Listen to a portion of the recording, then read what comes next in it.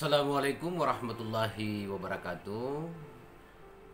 Anak-anakku sekalian, khususnya mahasiswa PG PAUD yang memprogramkan mata kuliah antropobiologi.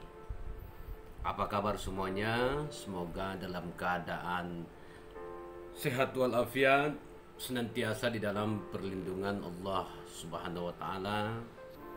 Terus semangat dalam belajar meskipun kita tidak bersua, walaupun kita tak berjumpa, tetapi itu tidak menjadi halangan untuk kemudian mengurangi usaha sungguh-sungguh kita untuk terus belajar dan belajar, mempelajari banyak hal.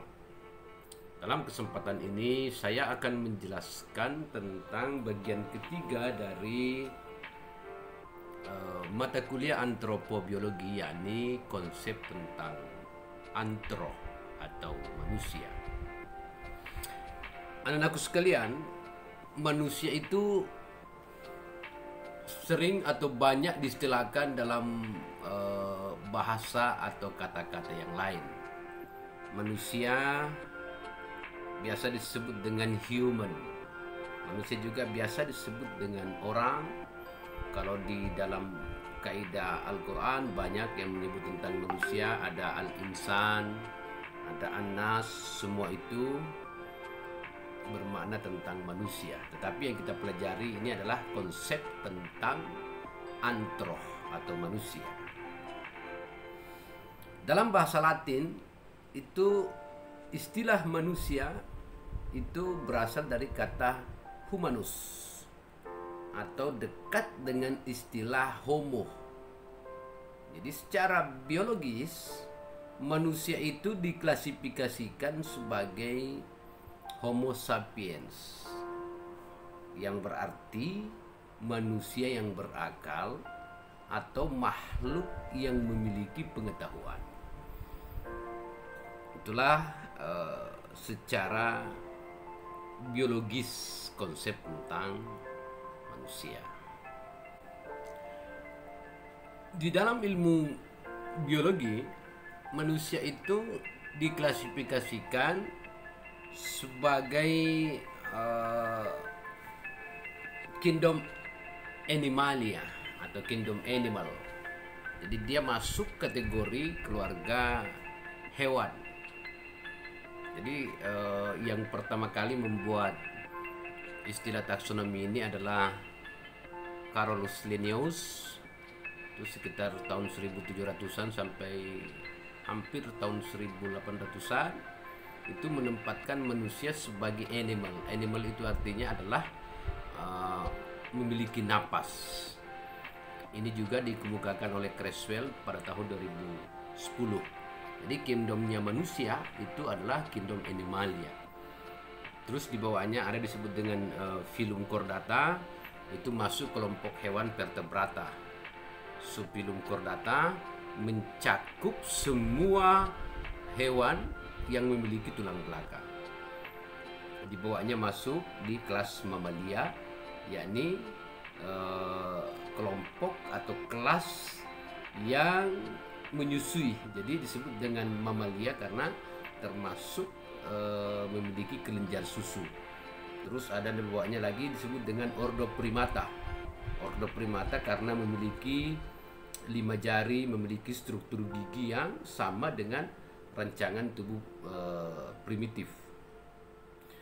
Di bawahnya lagi ada namanya famili Hominidae. Jadi menurut Weil istilah hominid, hominid itu digunakan dalam pengertian sebagai manusia yang berkerabat dengan manusia. Jadi lebih dekat dengan istilah mungkin simpanse barangkali gitu ya. Jadi semacam Homo sapien. Jadi simpanse itu termasuk kelompok Homo sapien yang mungkin sekarang sudah punah. Termasuk bangsa Homininae. Jadi homimini, istilah homimini atau hominini termasuk anggota dari genus Homo, ya. Jadi spesiesnya adalah Homo sapiens, artinya manusia yang berakal. Apa maksudnya? Jadi sebenarnya kita dengan hewan itu ditinjau dari segi taksonomi itu memiliki banyak persamaan. Jadi nanti setelah kita mengkerucut pada akhir taksonomi, jadi akhir pengelompokan, karena manusia ini kan termasuk dalam kelompok hewan, maka dia sampai pada Homo sapiens. Disebut Homo sapiens karena dia bisa berpikir, dia bijaksana. Artinya apa? Manusia kalau tidak mampu menggunakan akal pikirannya, manusia kalau tidak memiliki kearifan, kebijaksanaan, itu tidak lebih sama dengan hewan. Kenapa? Karena kita satu kingdom, kita satu kerajaan. Bahkan dari berbagai tingkatan dalam taksonomi itu dengan hewan kita semua sama. Yang membedakan nanti ketika masuk di kelompok atau di klasifikasi terakhir yang disebut dengan Homo sapiens. Apa itu Homo sapiens? Makhluk yang berakal, makhluk yang mampu, hewan yang mampu menggunakan akal pikirannya. Jadi kalau tersesat sedikit, kita tidak mampu berakal sehat, maka kita sama dengan hewan sesungguhnya. Tuh, jadi di Al-Quran juga begitu. Di Al-Quran ada disebut dengan ulaika kal an'am. Jadi manusia kalau tidak bisa mampu menggunakan hatinya, tidak mampu memfungsikan matanya, tidak mampu memfungsikan pendengarannya pada hal-hal yang baik, itu ulaika kal an'am atau disebut dengan binatang. Balhum adalluh, bahkan lebih sesat daripada binatang.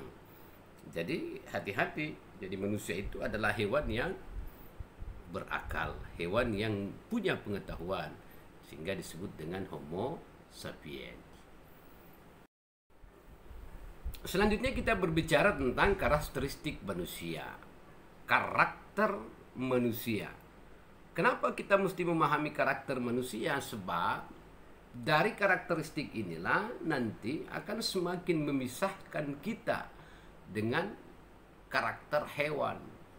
Yang pertama adalah humanity atau kemanusiaan.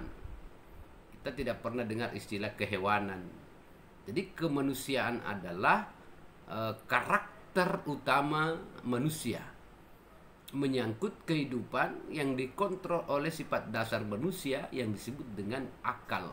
Jadi kalau manusia tidak dikontrol lagi dengan akalnya, itu tidak lebih sama tadi hewan. Sebagaimana saya katakan, manusia dianggap kesetanan. Jadi ada unsur lain di dalam diri manusia, manakala sifat-sifat kemanusiaannya hilang.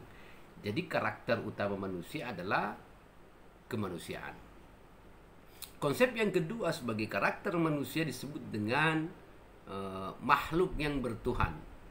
Di samping humanity atau kemanusiaan, ada yang disebut dengan bertuhan. Manusia itu secara hakiki memiliki potensi sebagai makhluk yang memiliki ketergantungan kepada Tuhan penciptanya. Jadi manusia itu adalah makhluk yang bertuhan.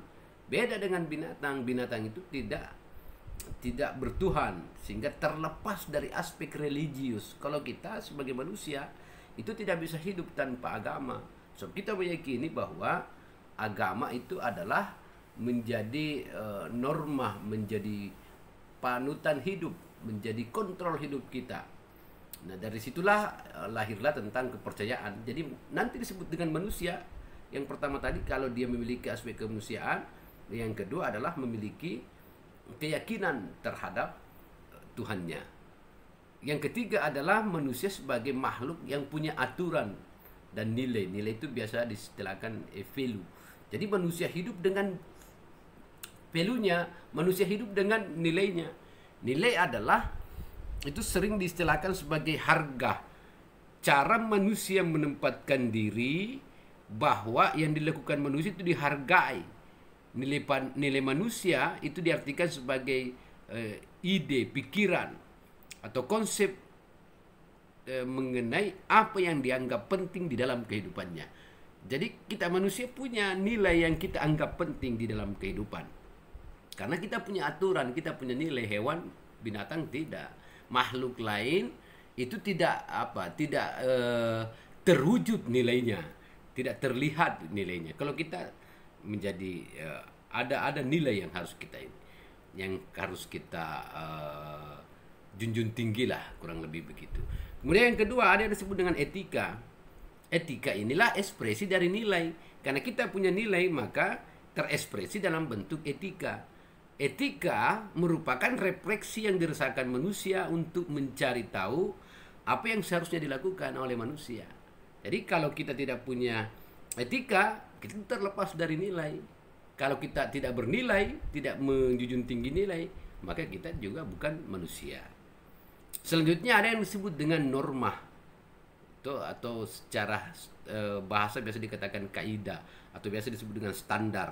Standar itu menjadi pengukur dan penilai. Ya, jadi ini untuk mengukur dan menilai satu sifat tentang manusia, maka ada kaidah-kaidah yang digunakan oleh manusia. Hewan, kita tidak tahu seperti apa standar yang digunakan di dalam kehidupannya. Kalau manusia, tadi di samping punya kemanusiaan, punya ketuhanan, punya nilai, punya etika, dan punya norma, punya aturan-aturan main di dalam kehidupannya. Berikutnya ada yang disebut dengan moral atau moral. Moralitas adalah perbuatan atau tingkah laku atau ucapan seseorang yang berinteraksi dengan manusia yang lain. Jadi manusia itu adalah makhluk yang bermoral. Berikutnya ada disebut dengan makhluk yang beradab. Karena kita punya peradaban, kita punya adab, punya aturan-aturan di dalam menjalani kehidupan ini. Jadi sebagai makhluk yang berakal, sejumlah hal itu ada di dalam karakteristik manusia. Dan manusia itu selanjutnya adalah makhluk sosial. Kenapa makhluk sosial? Karena membutuhkan interaksi satu dengan yang lain, berinteraksi atau berhubungan dengan manusia yang lainnya. Manusia juga disebut sebagai makhluk yang berbudaya. Kenapa? Karena secara sederhana manusia mampu menggunakan akal budi di dalam pengertian bahwa cara hidup berkembang manusia itu diwariskan dari generasi ke generasi. Jadi manusia itu di samping sebagai makhluk sosial, dia makhluk berbudaya. Kemudian manusia di samping itu memiliki pola interaksi yang disebut dengan bahasa dan komunikasi yang jelas. Ya mungkin bisa dikatakan bahwa hewan juga punya pola interaksi, tetapi kita ada kemampuan bahasa yang secara secara keilmuan itu berkembang dari masa ke masa, dimodernisasi misalnya dalam bentuk komunikasi. Maksudnya apa? Sehebat-hebatnya hewan, mereka berkomunikasi, tetapi mereka tidak mampu menciptakan satu alat atau satu teknologi yang bisa membantu mereka di dalam proses komunikasi. Mana pernah ada hewan pakai handphone, mana pernah hewan pakai alat komunikasi. Jadi di dalam komunikasi mereka itu adalah komunikasi hewan. Sementara manusia mampu menghadirkan satu teknologi, satu teknik, satu sistem komunikasi yang terus berkembang, yang membantu manusia di dalam proses komunikasinya. Yang lain, manusia adalah makhluk yang berkepribadian. Jadi kenapa pribadi itu biasa disebut dengan self, ya, atau personal, biasa juga disebut dengan istilah personal. Personal itu pribadi, pribadi yang khas yang membedakan yang lain. Jadi manusia punya kemampuan punya bentuk kepribadian yang membedakan antara satu pribadi dengan pribadi yang lain. Hewan tidak. Sekalipun mereka punya punya pribadi yang mungkin kita tidak paham tentang kepribadian, tetapi itu tadi tidak mampunya hewan menciptakan satu sistem untuk menciptakan pengetahuan tentang kepribadian ini. Di samping itu kita ini manusia punya nilai artistik. seni hewan nanti mungkin dikendalikan oleh manusia, tapi kita secara manusiawi kita mampu mengolah mengolah hal menjadi satu nilai seni. Kemudian berikutnya manusia mampu menciptakan dan menggunakan teknologi. Dan yang terakhir adalah kita mampu merekayasa kehidupan ini. Kita bisa membuat sesuatu yang katakanlah mungkin berlebihan. Saya katakan kita mampu mereplikasi apa yang dibuat oleh Allah. Jadi misalnya gigi, kita mampu menciptakan gigi palsu misalnya. Itu sebagai contoh, banyak hal-hal yang kita bisa lakukan sehingga kita punya kemampuan untuk mereplikasi ciptaan-ciptaan Allah sekalipun kita yang buat. Itulah karakter atau ciri-ciri yang ada di dalam diri manusia. Rentang kehidupan manusia atau biasa disebut dengan lifespan. Jadi manusia itu punya rentang kehidupan sejak dia lahir, menjadi bayi, kemudian tumbuh menjadi anak-anak, kemudian tumbuh menjadi remaja, kemudian beralih ke suatu keadaan yang disebut dewasa, sampai dia masuk usia lanjut atau tua. Itulah proses-proses yang dijalani manusia di dalam rentang kehidupannya. Sehingga kita bisa memprediksi ya. Jadi kita bisa memprediksi dengan berdasarkan pengalaman, berdasarkan pengetahuan, kita bisa memprediksi usia manusia dari masa ke masa. Jadi dulu kan kita tahu bahwa manusia umumnya berusia panjang, tetapi misalnya berkembang semakin kesini bahwa usia manusia itu bisa diprediksi misalnya 60-70 tahun. Inilah yang dimaksud dengan rentang kehidupan manusia yang dapat diprediksi. Sementara hewan kan tidak seperti itu. Jadi kita mengalami nanti kita membahas nanti apa yang dimaksud dengan evolusi pada bagian antropobiologi. Ini satu materi yang akan kita diskusikan, yang akan kita pelajari adalah tentang evolusi atau perubahan-perubahan yang terjadi pada makhluk hidup termasuk manusia. Kemudian yang terakhir adalah akhir hidup manusia, bahwa setiap makhluk pasti akan merasakan mati, begitu juga manusia. Kullu nafsin za'iqatul maut kalau dalam Al-Qur'an, bahwa setiap yang bernyawa pasti akan mati. Semua manusia pasti akan mati. Akan tetapi manusia itu memiliki kemampuan atau memiliki upaya atau usaha bagaimana dia menyambut atau mempersiapkan kematiannya. Ya, terpulang nanti kepada hal-hal yang dipengaruhi oleh keyakinan, kepercayaan, sehingga manusia melakukan persiapan. Di samping itu, manusia sanggup melakukan hal-hal yang katakanlah mungkin melakukan hal-hal untuk menghindari kematiannya. Misalnya resiko-resiko yang berujung kepada kematian, itu manusia melakukan rekayasa supaya jangan kematian itu maksudnya kematian itu bisa direkayasa, bukan ditolak kematian itu, tetapi manusia berupaya menciptakan suatu sistem-sistem pengamanan atau sistem-sistem pelindung diri agar terhindar dari resiko yang bisa mengakibatkan kematian. Itulah hal-hal atau beberapa konsep tentang manusia.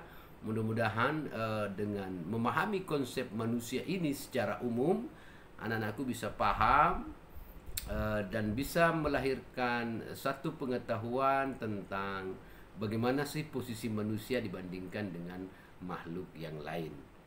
Artinya bahwa secara nyata ada beberapa perbedaan-perbedaan yang mendasar yang bisa kita jelaskan dengan konsep antara manusia dengan makhluk yang lain. Mudah-mudahan dalam materi antro atau manusia ini anak-anakku bisa memetik beberapa pendapat atau mungkin membuat satu kesimpulan bahwa seperti inilah yang dimaksud dengan manusia. Saya berharap anak-anakku semua bisa mengerti, bisa membaca berbagai sumber-sumber, berbagai referensi untuk mengayakan diri anak-anakku sekalian untuk mengukuhkan pengetahuan, terutama pengetahuan tentang konsep manusia ini. Mudah-mudahan ilmu yang kita dapatkan ini bisa berkah dan bermanfaat, sehingga bisa berguna bagi orang lain, berguna bagi bangsa, dan tentu berguna bagi agama yang kita paham. Billahi taufiq wal hidayah. Wassalamualaikum warahmatullahi wabarakatuh.